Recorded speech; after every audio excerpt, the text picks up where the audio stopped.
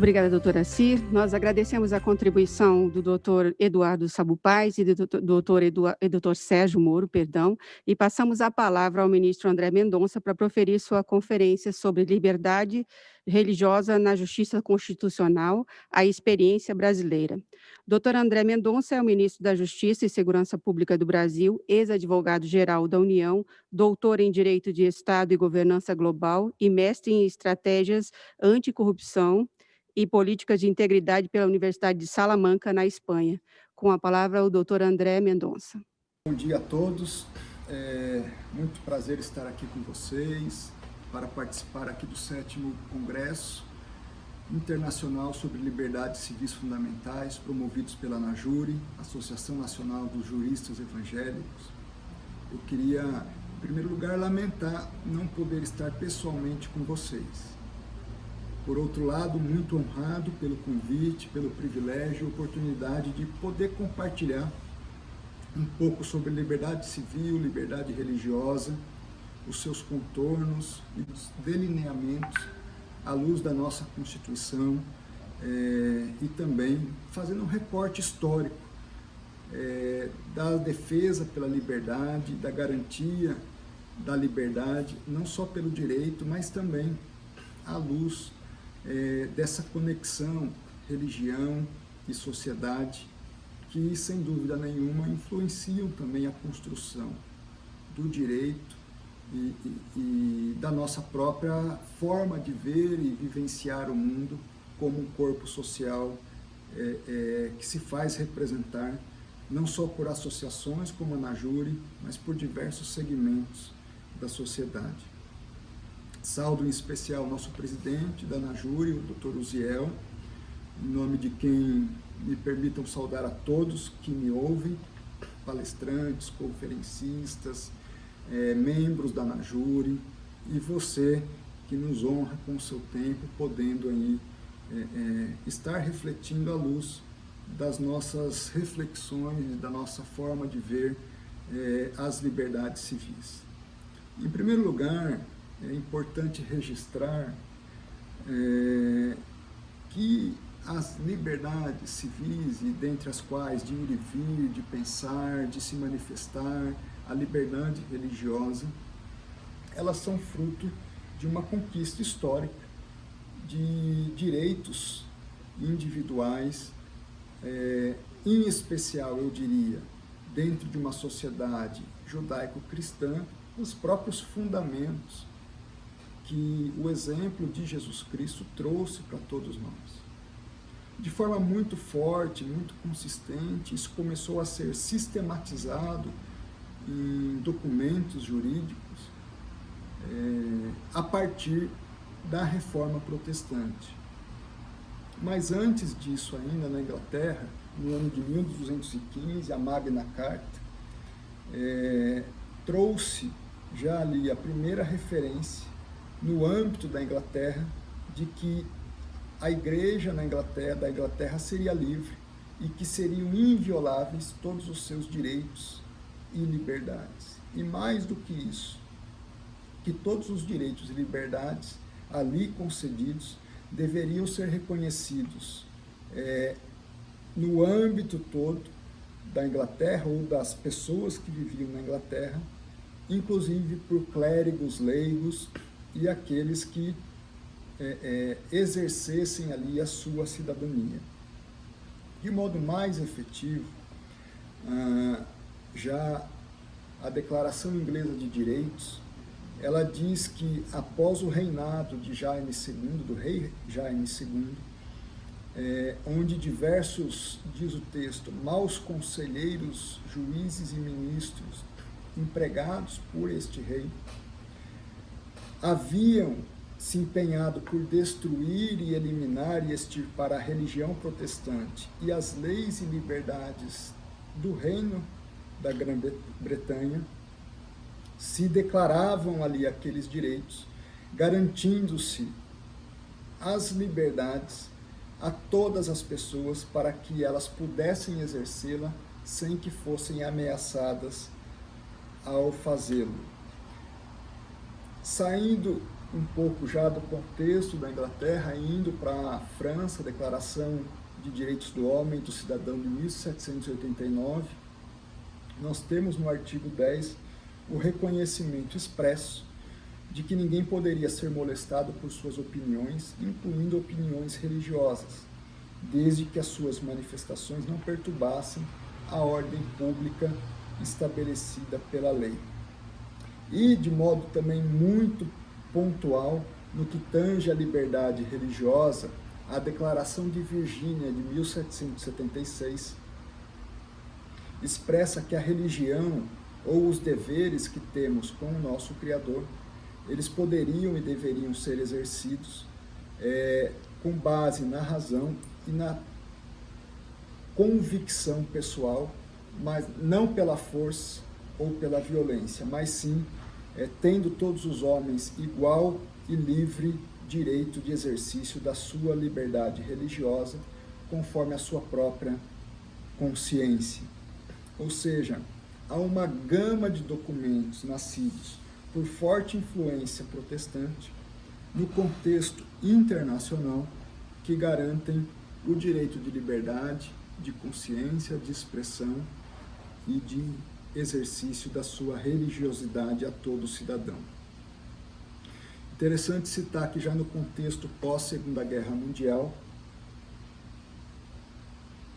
a Declaração Universal dos Direitos Humanos da ONU expressa no seu artigo 18 que toda pessoa tem direito à liberdade de pensamento, de consciência e de religião, e que esse direito implica a liberdade, inclusive, de mudar de religião ou de convicção, assim como a liberdade de manifestar a religião ou convicção, sozinho ou em conjunto, tanto em público como em privado, pelo ensino, pela prática, pelo culto ou pelos ritos.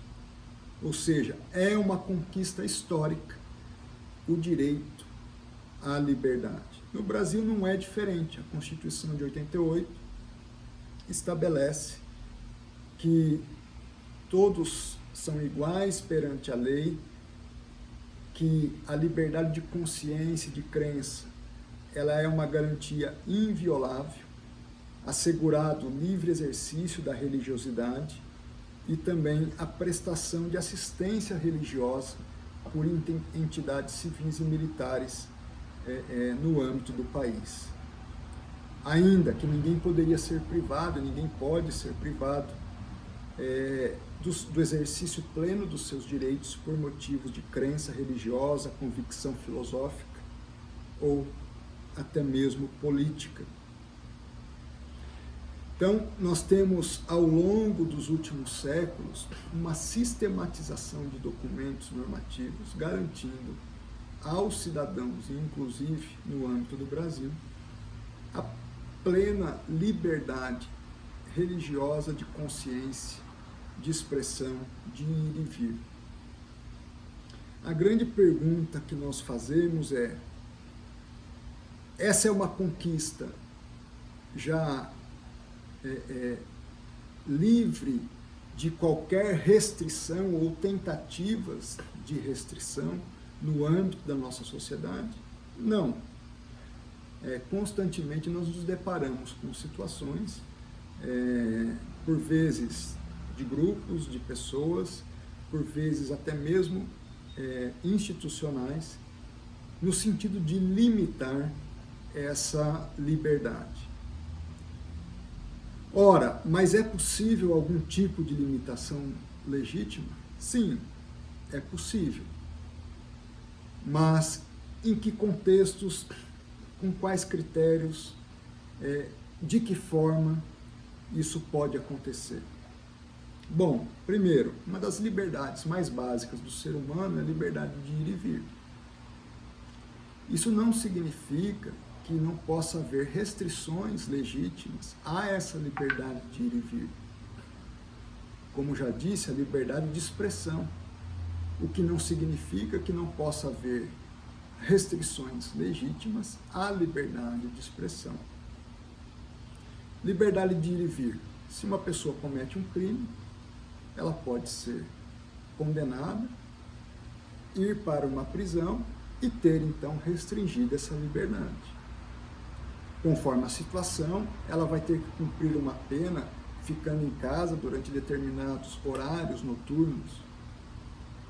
Na liberdade de expressão, se alguém ofende a honra, calunia, comete uma injúria, uma difamação contra outra pessoa, o direito também impõe sanções a quem o faz. Então, a liberdade, ele é um valor jurídico fundamental da sociedade, do exercício da cidadania e da democracia. O que não significa dizer que seja um valor absoluto, irrestrito e incondicional. A grande chave para a busca desse equilíbrio entre um exercício legítimo da liberdade e as possíveis restrições ao abuso do direito desse exercício da liberdade encontrará parâmetros seguros na lei e na justiça. Então nós precisamos entender que tanto a lei, por força da Constituição, como uma justa interpretação e aplicação dessa lei, é que serão parâmetros fundamentais para que esse direito fundamental possa ser exercido legitimamente. Dentro desse contexto, eu queria destacar que, embora haja a defesa e a garantia constitucional para o amplo exercício da liberdade, nós precisamos entender que o equilíbrio para esse livre exercício dentro de padrões de legitimidade implica necessariamente na compreensão de que eu exerço a minha liberdade até o limite de permitir que o outro também possa exercer a sua liberdade. Eu não posso, por exemplo, me arvorar no direito de exercer a minha liberdade a ponto de cometer atos que impeçam o exercício pleno da liberdade do próximo. Exemplo, eu tenho a liberdade como agente público de tomar decisões, mas esse exercício ele vai ter que estar parametrizado, circunscrito aos limites da lei. Então, eu não posso, por exemplo, ou não devo, sob pena de aplicação de medidas restritivas à minha liberdade, praticar atos de corrupção. Por quê? Porque ao fazê-lo, eu estou impactando a lei e eu estou impactando a plenitude do exercício da cidadania de outras pessoas. E é curioso que tanto autores já históricos como autores mais recentes trazem esses parâmetros delimitadores para todos nós. Exemplos. John Locke, ele diz: só há verdadeira liberdade quando se dispõe de sua própria pessoa, de ações e de suas possessões, conforme as leis. Ou seja, se é uma liberdade verdadeira, ela naturalmente deve estar enquadrada dentro dos critérios legais. Montesquieu: na democracia, a liberdade não significa que se possa fazer o que se quer, nos dias de hoje, o que dá na telha. Mas sim, na democracia, a liberdade significa o direito de se fazer o que as leis permitem ou não proíbem. Rousseau: a verdadeira liberdade está em obedecer à lei. Buckingford, já mais recentemente: o Estado de Direito não garante a liberdade de forma incondicional. Declaração Universal dos Direitos Humanos, a mesma que garante a liberdade, no seu artigo 29, diz: o indivíduo tem deveres para com a comunidade, fora da qual não é possível o livre e pleno desenvolvimento da sua personalidade. Em caso algum, estes direitos e liberdades poderão ser exercidos contrariamente aos fins e aos princípios das Nações Unidas. E aqui eu me volto a Montesquieu. A liberdade restrita, e por isso que a verdadeira liberdade, ela pressupõe o outro, pressupõe deveres para com a sociedade. Diz Montesquieu, a liberdade restrita, absoluta, ilimitada, levaria ao abuso, ao arbítrio e à corrupção. Se houvesse essa liberdade incondicionada, diz Montesquieu, valeria a liberdade do mais forte. E aí eu me valho agora de um autor já mais atual, espanhol, Otero Parga. As restrições às liberdades são necessárias e inevitáveis, porque se deve garantir a liberdade de todos. Portanto, se deve garantir o justo e legítimo exercício da liberdade. O que eu quero dizer com tudo isso? Em síntese, em primeiro lugar, a liberdade é um valor fundamental do ser humano. A liberdade é um valor tão importante que Kant diz, ela é uma condição inerente à própria condição humana. O ser humano, o viver humanamente, pressupõe o direito de liberdade. E mais, apenas seres racionais são verdadeiramente livres. É isso que nos ensina Kant. Porém, essa liberdade, se não tiver os limites da lei e da justiça, ela pode significar abuso, arbítrio e corrupção.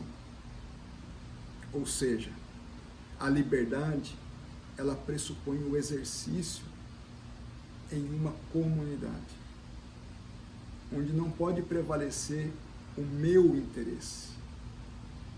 A lei do mais forte deve prevalecer o interesse público e da sociedade, que é garantir o equilíbrio da liberdade entre todos os seus integrantes, entre todos os seus cidadãos.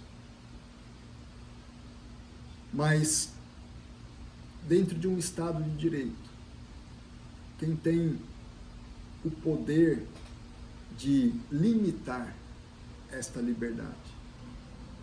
Em primeiro lugar, a lei. E quem faz a lei é o legislador.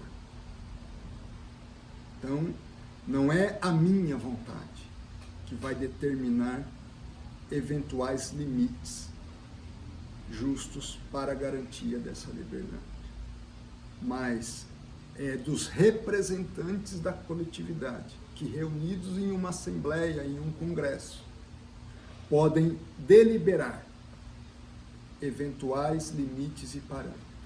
Se comete crime, vai preso. Se abusa, tem restrição. Exerce-se o poder de polícia. São esses parâmetros que vão estabelecer o primeiro marco para o exercício legítimo das liberdades civis. Porém, não todas as pessoas necessariamente cumprem a lei voluntariamente. E nesse sentido, a quem cabe aplicar a lei? Ao Poder Judiciário. Então, ele terá como poder, dever, responsabilidade aplicar a justiça no caso concreto. Caso cidadãos avancem além dos limites da lei no exercício da liberdade de cada um. E alguns parâmetros nos ajudam a encontrar o equilíbrio para que nós apliquemos essa lei. Em primeiro lugar, esse julgador deve ser imparcial. Tratar as partes igualmente. não partir de juízos pré-concebidos. Deve ouvir os argumentos de todos os lados envolvidos na discussão. Em segundo lugar, ele deve se basear nos parâmetros legais. O juiz não é o inovador da ordem jurídica. O juiz é aplicador do direito. Em terceiro lugar, ele deve ponderar as circunstâncias, os valores constitucionais e os princípios constitucionais que estão envolvidos naquela discussão. Quais valores, por exemplo? A própria Constituição brasileira nos traz. O seu preâmbulo é uma lição de norteamento desses valores, que são replicados em todo o texto constitucional. Além da liberdade, a igualdade, o bem-estar, a segurança. A segurança pública é um valor fundamental da nossa Constituição. A fraternidade, a paz, ou seja, todos esses valores que, ao final, conforme o nosso próprio preâmbulo da Constituição estabelece, recaem no valor que eu considero o valor supremo do Estado democrático de direito, que é a justiça. A aplicação do direito, a aplicação da lei, deve, a partir de um juízo imparcial, equânime, que veja as partes de forma igualitária, trazer uma aplicação da lei a ponto de restabelecer a justiça no caso concreto. Era um pouco da reflexão que eu queria trazer sobre a liberdade.